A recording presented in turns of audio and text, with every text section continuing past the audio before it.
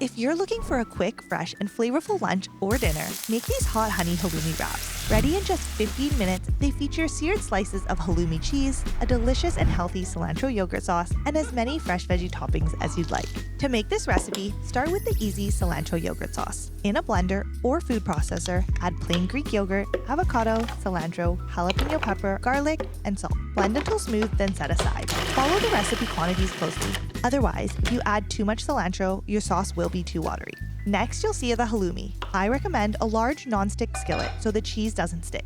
Warm some olive oil, then arrange the slices in a single layer, cooking until they're golden brown. While they sear, quickly mix together honey and a Mexican-style hot sauce. Drizzle that over the halloumi, and then once it's bubbling, add fresh lime juice and stir to coat. Now it's time to assemble your wraps. Spread a generous amount of cilantro yogurt sauce on a large flour wrap.